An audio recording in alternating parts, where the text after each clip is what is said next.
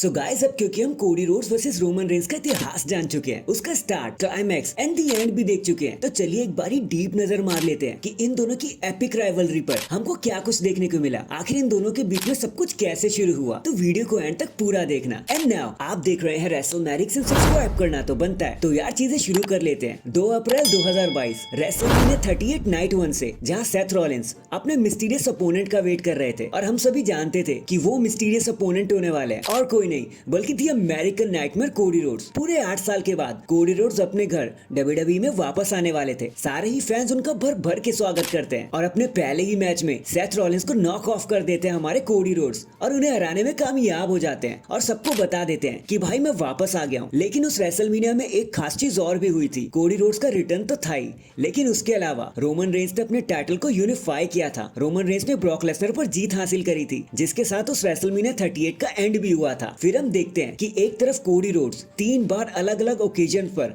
Seth Rollins को हरा चुके हैं और वहीं रोमन रेंस स्मैकडाउन पर आइलैंड ऑफ रेलेवेंसी को और बड़ा करते जा रहे थे, ब्लड लाइन को कामयाब बनाते जा रहे थे। लेकिन असली किस्सा तो तब शुरू हुआ जब कोडी रोड्स रॉयल रंबल 2023 जीत गए एंड हमें पता चलता है कि कोडी रोड्स ने रोमन रेंस को ही चैलेंज किया है to main event at WrestleMania. और बस फिर क्या था, यहीं से शुरुआत होती है कोडी रोड्स के चैंपियन बनने की असली कहानी। फिर इनके बीच में हमें बहुत से इंटेंस टॉकिंग प्रोमोस देखने को मिलते हैं जो हमारे दिल को और रूह तक को छू जाते हैं, जिसके सहारे से हमें रेसलमेनिया 39 नाइट 2 का मेन इवेंट देखने को मिलता है, जब हम इनके पहले क्लाइमैक्स पर पहुंचते हैं, जब for the first time ever Cody Rhodes Roman Reigns एक दूसरे के सामने आए थे। और उस दिन तो रोमन रेंस का टाइटल रेन कोलैप्स होने ही वाला था। हम सबको यकीन हो गया था, हमें लगता था कि कोडी रोड्स अपनी स्टोरी को खत्म कर ही लेंगे कि तभी एक स्पीयर दिखाई देता है हमें हवा में और 3 सेकंड बाद ब्लड लाइन की मदद से रोमन रेंस एक बार फिर से कामयाब हो जाते हैं, अपने टाइटल को रिटेन कर लेते हैं और हम फैंस को एंड कोडी रोड्स को आंसुओं के अलावा कुछ नहीं मिलता। लेकिन कोडी रोड्स ने यहाँ हार नहीं मानी। कोडी रोड्स इस हार से टूट भी नहीं गए, लेकिन उन्होंने तो अपना हौसला और आगे बढ़ाया, खुद की एक बार फिर से उड़ान भरी, जिसके साथ वो 3 डिफरेंट ओकेजन पर फाइट करते हैं, वो भी the beast incarnate Brock Lesnar से। उनके सामने उन्हें रखा जाता है और फिर पहले तो बैकलैश, फिर नाइट ऑफ चैंपियंस और फिर समर स्लैम में ब्रॉक लेसनर को हराने के बाद हम सब समझ जाते हैं कि कोडी रोड्स ने एक बार फिर से अपनी वापसी कर दी है। कोडी रोड्स ने अपनी टेरिटरी को मार्क करना शुरू कर दिया था और फिर ब्रॉक लेसनर भी उन्हें एक्नॉलेज करने लगे थे। तब तक स्मैकडाउन पर हमारे रोमन रेंस ने 1000 दिन एज अ चैंपियन कंप्लीट कर लिया था एंड अपने पंख और फैलाए जा रहे थे वो। एंड इस दौरान कोडी ने टैग टीम टाइटल्स को भी जीता जे उसो के साथ। ब्लड लाइन में दरार पड़ने लगी थी और हमें स्मैकडाउन पर एक बार फिर से Cody Rhodes versus Roman Reigns का फेस ऑफ भी देखने मिलता है। फास्ट फॉरवर्ड कोडी रोड्स ने एक बार फिर से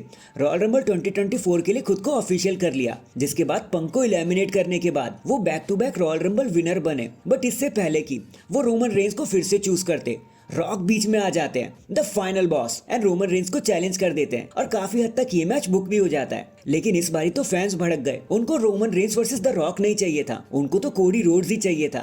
फैंस ने इतनी ज्यादा हाइप भरी इस चीज के लिए कि WWE को अपना डिसीजन चेंज करना पड़ा और वी वांट कोडी एरा हमें देखने को मिला। द रॉक कोडी को बेइज्जत करने के लिए एक चांटा तक लगा गए उन पर और फिर कोडी ने भी उसका जवाब एक चांटे से ही दिया, एक जोरदार चांटे से, जिसकी गूंज पूरी दुनिया में गई। हालांकि कोडी रोड्स ने द रॉक को 1-on-1 चैलेंज के लिए ललकारा भी था, लेकिन द रॉक ने तो उनके सामने कुछ और ही प्रस्ताव रख दिया। वो कहते हैं कि हमें एक टैग टीम मैच लड़ना चाहिए, रोमन रेंस और rock versus Seth Rollins and Cody Rhodes, जहां अगर रोमन जीत गए तो कोडी रोड्स का match blood line rules match होगा, लेकिन अगर सेथ एंड कोडी जीत जाते हैं तो उन्हें एक नॉर्मल मैच करने का मौका मिलेगा। ब्लड लाइन उसमें जरा भी इंटरफेयर नहीं करेगी। कोडी एंड सेथ इस चीज के लिए बड़ी जल्दी से हामी भर देते हैं, जिसके दौरान हमें इन सारी टीम्स के बीच में बहुत कड़ी फाइट देखने को मिलती है, बहुत स्ट्रॉन्ग प्रोमोस देखने को मिलते हैं। यहाँ तक कि कोडी रोड्स को तो ब्लीड भी कर जाना पड़ता है द रॉक के हाथों, बेल्ट से मार खानी पड़ती है। लेकिन फिर आता है अप्रैल 6, 2024 रेसलमेनिया 40, जहां होता है वो epic greatest of all time tag team match. But unfortunately कोडी एंड सेथ रॉलिंस की टीम उस मैच को हार जाती है एंड हमें पता चल जाता है कि अब कोडी रोड्स को